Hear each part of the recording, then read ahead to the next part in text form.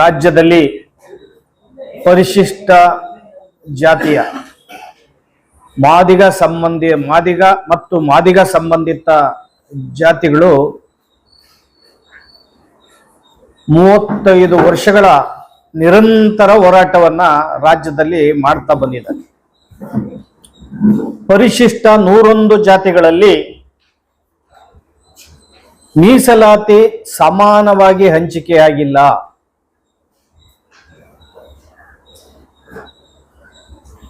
ಸಮಾನ ಅಂತ ಹೇಳಿ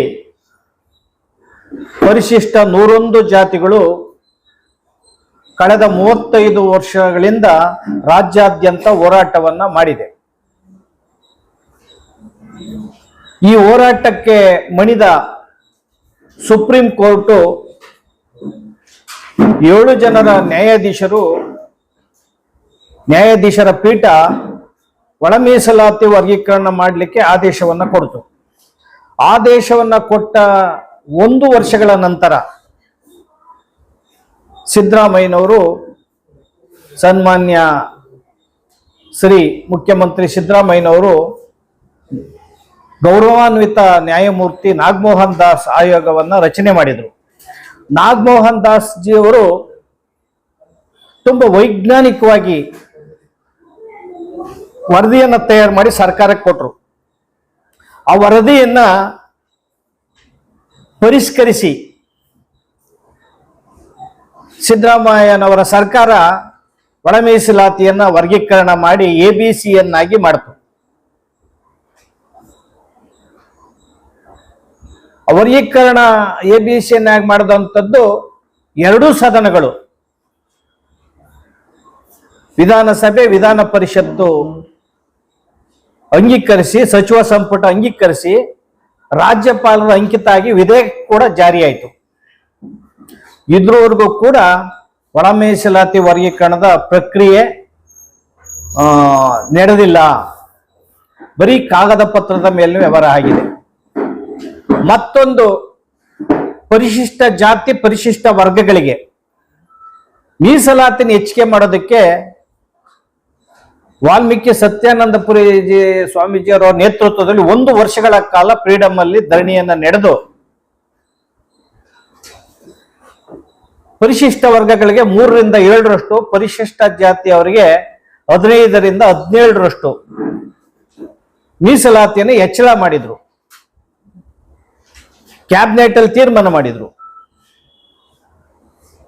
ಆದೇಶ ಕೂಡ ಆಗಿ ಜೀವ ಕೂಡ ಆಯ್ತು. ಈಗ ಮೀಸಲಾತಿ ವರ್ಗೀಕರಣದ ವಿಧೇಯಕನು ಕೂಡ ತಳ್ಳಾಕಿ ಪರಿಶಿಷ್ಟ ಜಾತಿ ವರ್ಗಗಳಿಗೆ ಕೊಟ್ಟಂತಹ ಶೇಕಡ ಹೆಚ್ಚಿದಂತ ಮೀಸಲಾತಿಯನ್ನು ಕೂಡ ತಳ್ಳಾಕಿ ಸಿದ್ದರಾಮಯ್ಯನವರ ಸರ್ಕಾರ ಹಳೇ ಪದ್ಧತಿ, ಹಳೇ ಜಾತಿ ಪತ್ರ, ಪರಿಶಿಷ್ಟ ಜಾತಿಯವರ ಜಾತಿ ಪತ್ರದ ಮೇಲೆ, ಪರಿಶಿಷ್ಟ ಜಾತಿ ವರ್ಗಗಳ ಹಳೇ ಜಾತಿ ಪತ್ರಗಳ ಮೇಲೆ, ಹಳೆ ನಿಯಮದ ಮೇಲೆ ಉದ್ಯೋಗ ನೇಮಕಾತಿಯನ್ನು ಮಾಡೋದಕ್ಕೆ ಇದೇ ತಿಂಗಳ 26ನೇ ತಾರೀಕಂತೂ ಸಚಿವ ಸಂಪುಟ ತೀರ್ಮಾನವನ್ನ ಮಾಡಿದೆ. ಉದ್ಯೋಗಾಕಾಂಕ್ಷಿಗಳು ಇಡೀ ರಾಜ್ಯಾದ್ಯಂತ ತುಂಬಾ ಆಘಾತಕ್ಕೊಳಗಾಗಿದ್ದಾರೆ. ಯಾಕಂದ್ರೆ ಅವ್ರು ಉದ್ಯೋಗ ನೇಮಕಾತಿ ಆಗ್ತಾ ಇಲ್ಲ. ಆ ಉದ್ಯೋಗ ನೇಮಕಾತಿ ಮಾಡೋದಕ್ಕೆ ಬರೀ ನಾಟಕೀಯ ಹೆಜ್ಜೆಗಳನ್ನ ಸಿದ್ದರಾಮಯ್ಯನವರ ಸರ್ಕಾರ ಇಟ್ಟಿದೆ. ಇವ್ರ ಮೇಲೆ ಅವ್ರನ್ನ ಎತ್ಕಟ್ಟೋದು, ಅವ್ರ ಮೇಲೆ ಇವ್ರನ್ನ ಎತ್ಕಟ್ಟೋದು.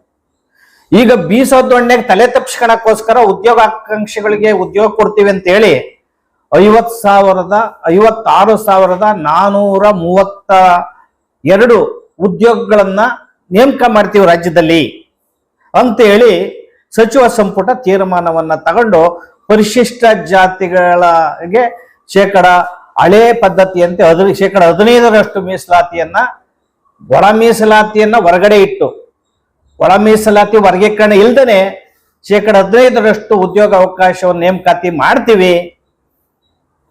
ಈ ಆಯ್ಕೆ ಪ್ರಕ್ರಿಯೆ ಏನಿದೆ ಇದು ಮುಗಿಯೋದ್ರೊಳಗೆ ವರ್ಗೀಕರಣದ ನಾವು ಜಾರಿ ಮಾಡ್ತೀವಿ, ಅದಕ್ಕೆ ಬದ್ಧತೆ ಇದೆ ಅಂತ ಸಿದ್ದರಾಮಯ್ಯನವರು ಇಟ್ಟಂತ ಹೆಜ್ಜೆ ಇದೆಯಲ್ಲ, ಇದು ಅನೇಕ ಅನುಮಾನಗಳಿಗೆ ಎಡೆ ಮಾಡಿಕೊಟ್ಟಿದೆ.